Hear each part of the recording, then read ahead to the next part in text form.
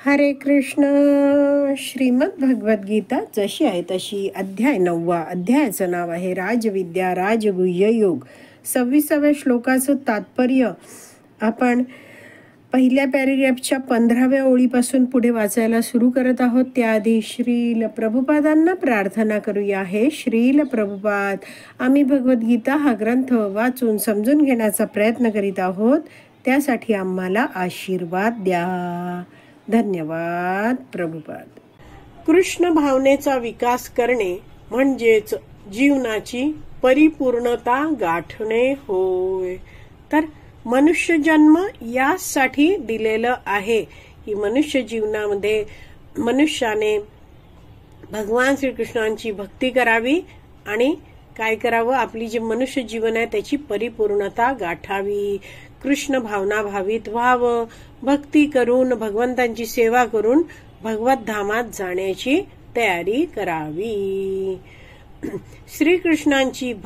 श्रीकृष्णांची प्राप्ती करण्याकरिता भक्ती हे केवळ एकच साधन असल्याचे दर्शविण्यासाठी या श्लोकामध्ये भक्ती या शब्दाचा 2 वेळा उल्लेख करण्यात आला आहे. तर भगवान श्रीकृष्ण आहेत, त्यांना म्हटलं जातं साध्य. आपल्याला त्यांना प्राप्त करायचं आहे. जी गोष्ट प्राप्त करायची आहे त्याला म्हटलं जातं साध्य. आणि आपण ही साधना करत आहोत, म्हणजे भगवंतांना प्राप्त करण्याचा प्रयत्न भक्त करत आहे. तर असा हा जो भक्त आहे त्याला म्हटलं जातं साधक. तर साधक आहे तो साध्य, म्हणजे भगवंतांना प्राप्त करण्यासाठी साधना करतो, भक्तीला तो साधन म्हणून वापरतो. तर जसं आपण आधी एक त्रिकोण पाहिला होता, त्रिकोणाच्या 3 बाजू असतात. वरचं टोक आहे तिथे साध्य लिहायचं आणि खाली जी 2 कोपरे आहेत त्याला एका लिहायचं साधक आणि साधन. तर एखादी गोष्ट साध्य करण्यासाठी, प्राप्त करण्यासाठी साधकाला साधन आवश्यक असतं. तर भक्ती बद्दल पण असा हा त्रिकोण लिहू शकतो आपण. वरती लिहायचं भगवंत, खाली 2 जे कोण आहेत तिथे एका ठिकाणी भक्त लिहायचं, एका ठिकाणी भक्ती लिहायची. तर भगवंतांची प्राप्ती करण्यासाठी भक्त आहे तो भक्ती करतो, म्हणून म्हटलं आहे भक्ती आहे ती एकमेव साधन आहे. तर भगवंतांना केवळ आपण भक्तीनेच प्राप्त करू शकतो, एवढं आपल्याला कळलं. पुढे वाचते आहे. आणि हेच दाखवण्यासाठी भगवंतांनी या श्लोकामध्ये 2दा भक्ती या शब्दाचा वापर केला आहे. इतर कोणत्याही साधनाने, उदाहरणार्थ ब्राह्मण, विद्वान, पंडित, गर्भ श्रीमंत किंवा महान तत्वज्ञानी झाल्याने आपण श्रीकृष्णांना आपली भेट स्वीकारण्यास बाध्य करू शकत नाही. तर एकतर आपल्याला कळलं की भगवंतांना आपण बाध्य करू शकत नाही, फोर्स करू शकत नाही की माझी सेवा तुम्ही स्वीकारा. मी एवढा श्रीमंत आहे, मी इतका बुद्धिवान आहे, मी ब्राह्मण आहे मोठा, मी इतका विद्वान आहे, तर तुम्ही स्वीकारा, असं आपण भगवंतांना बाध्य करू शकत नाही. तर आपण सगळेच एक कथा जाणतो आहोत की कौरव आणि पांडवांमध्ये युद्ध होणार होतं. त्याआधी भगवान श्रीकृष्ण पांडवांच्या बाजूने शांतीदूत बनून कौरवांकडे हस्तिनापूर नगरीमध्ये गेले होते. दुर्योधनाने विचार केला की यांना आपण चांगलं चुंगलं खायला घालू, म्हणजे श्रीकृष्ण आहेत ते आपण सांगू तसे वागतील. 56 भोगांचा कृपा करून स्वीकार करा, असं अहंकारी दुर्योधनाने भगवान श्रीकृष्णांना सांगितलं. भगवान श्रीकृष्ण दुर्योधनाला म्हणाले, हे बघ, एक तर मला भूक नाही आणि दुसरं म्हणजे तुझं माझ्यावर प्रेम नाही आणि तुझं माझ्या भक्तांवर सुद्धा प्रेम नाही. तर मी हा तुझा जो भोग आहे तो मी का बरं स्वीकारू? तू तर माझे जे प्रियतम पांडव आहेत त्यांना सदैव त्रास देतो आहेस. तर असं भगवंतांनी सांगितलं आणि दुर्योधनाला नकार देऊन ते तिथून निघाले. हस्तिनापूर नगरीमध्येच भगवान श्रीकृष्णांचे प्रिय भक्त राहत होते. कोण? विदुर आणि त्या विदुरांची पत्नी विदुराणी. तर भगवंतांनी ठरवलं की आता आपण विदुराच्या घरी जावं. भगवंत गेले तिथे, तर विदुर काही घरी नव्हते. विदुर पत्नी आहेत, त्यांनी मोठ्या प्रेमाने भगवंतांचं स्वागत केलं. साक्षात भगवान श्रीकृष्ण माझ्या दारात आले आहेत हे पाहून ती अगदी आनंदून गेली. त्यांना आसन वगैरे दिलं. भगवंत तिच्या डोळ्यातून वाहणारं जे प्रेम पूर्ण अश्रू आहेत त्यांना बघत होते. ती भगवंतांकडे बघत होती आणि भगवंत तिला म्हणाले, हे विदुराणी मैया, मला भूक लागली आहे, मला काहीतरी खायला द्या. ती पटकन आत गेली आणि तिने भगवंतांसाठी केळी आणली. भगवंतांना पाहत पाहतच तिने मोठ्या आनंदाने केळं सोलायला सुरुवात केली. भगवंतांना तिने साल अर्पण केली. भगवान श्रीकृष्णांना नेहमी म्हटलं जातं भावग्राही जनार्दन.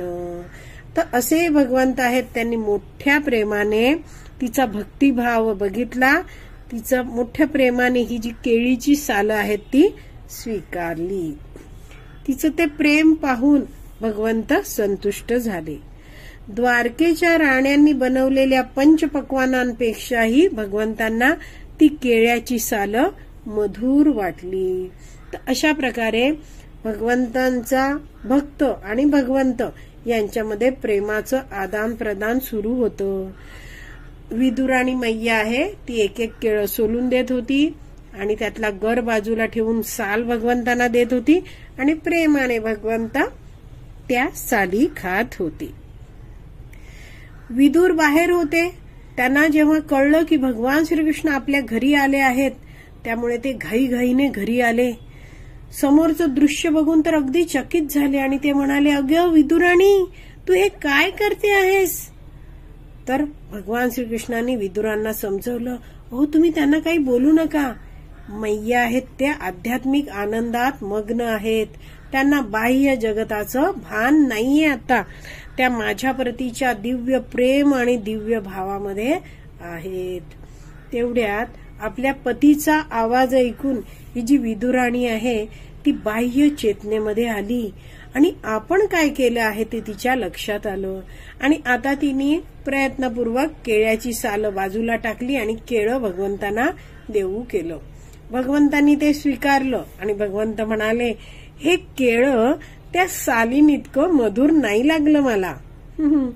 तर अशा रीतीने या लीलेतनं आपण जाणू शकतो की भगवंत कधीच उपाशी नसतात, तहानलेले नसतात. भगवंत कसे आहेत? आप्त काम आहेत, सत्य काम आहेत. म्हणजेच काय, भगवंत इच्छा करतात आणि त्या सगळ्या इच्छा ताबडतोब आपोआप पूर्ण होतात. असे भगवंत आहेत, ते अचिंत्य शक्तींनी युक्त आहेत. भगवंत मात्र त्यांना आपण जे अर्पण करतो वस्तू, त्यामागचा प्रेमभाव, भक्तिभाव बघतात आणि तोच प्रेमभाव, भक्तिभाव भगवंतांना संतुष्ट करत असतो. आणि म्हणून इथे म्हटलं आहे की इतर कोणत्याही साधनाने, उदाहरणार्थ ब्राह्मण, विद्वान, पंडित, गर्भश्रीमंत किंवा महान तत्वज्ञानी झाल्याने आपण श्रीकृष्णांना आपली भेट स्वीकारण्यास बाध्य करू शकत नाही.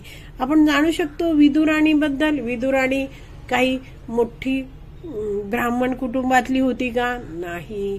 मोठी पंडित होती का? नाही. श्रीमंत होती का? नाही. मोठी तत्वज्ञानी होती का? नाही.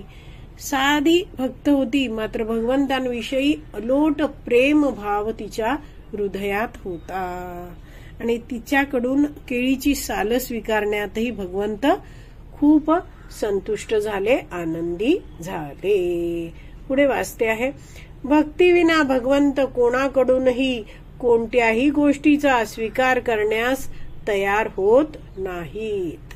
भक्ती ही कधीच हेतू प्रेरित नसते.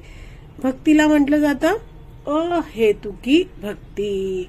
तर कोणतेही भौतिक गोष्ट मला प्राप्त होण्यासाठी मी भगवंतांची सेवा करेन, हा भाव आपला चुकीचा आहे. म्हणून म्हटलं जातं भक्ती ही कधीच हेतू प्रेरित नसते, अहेतुकी भक्ती करायची असते. भक्ती ही शाश्वत आहे. भक्ती ही शाश्वत आहे असं का बरं म्हटलं आहे? कारण भगवंत हे शाश्वत आहेत. भगवंतांचे अंश असलेले आपण आत्मा आहोत, ते शाश्वत आहोत. आणि भगवंतांबरोबरचा आपला संबंध आहे तोही कसा आहे? शाश्वत आहे. तसा त्रिकोण आहे, भगवान, भक्त आणि भक्ती. तर अशी ही जी भक्ती आहे ती शाश्वत आहे. आपण एका जन्मात भक्ती सगळी 100% पूर्ण करू शकलो नाही. समजा 5% भक्ती करून एखाद्याचा मृत्यू झाला, देह सोडला त्यांनी, तर पुढच्या जन्मात खास त्याला 6व्या% भक्ती करण्यासाठी भगवंत संधी देतात. म्हणून म्हटलंय भक्ती ही शाश्वत आहे. आणि परमसत्याच्या सेवेप्रित्यर्थ हे प्रत्यक्ष कर्म आहे. तर असे हे जे भक्त आहेत ते कायम सतत भगवंतांच्या विविध सेवांमध्ये मग्न राहतात. या जन्मामध्येही, या जीवनामध्येही भक्त आहे, तो भक्ती करतो आणि आपली त्याची भक्ती पूर्ण झाली आहे आणि तो अगदी भगवंतांकडे गेला, आध्यात्मिक जगतात गेला, तरी भगवंतांची प्रेममयी भक्ती करतच तो राहतो. भगवंतांच्या सेवेमध्ये तो सदैव उपस्थित असतो. म्हणून म्हटलंय परमसत्याच्या, परमसत्य कोण? भगवान श्रीकृष्ण यांच्या सेवेप्रित्यर्थ हे प्रत्यक्ष कर्म आहे. तर भक्ती करणं, भक्तीला श्रील प्रभुपाद नेहमी म्हणतात डिवोशनल सर्व्हिस. म्हणजे काय आहे? भक्तिमय सेवा. तर अशी भक्तिमय सेवा आहे, भक्ती आहे ती कायम राहणारी आहे, शाश्वत आहे. भक्त या जगतातही राहून भगवंतांची भक्ती करतो, सेवा करतो आणि आध्यात्मिक जगतात गेला तरीही तिथे तो भगवंतांची सेवाच करत राहतो. तर आज आपली विराम द्यायची वेळ झाली आहे. आज आपण इथेच विराम देऊया. श्रीमद भगवत गीता की जय. श्रील प्रभुपाद की जय. हरी बोल.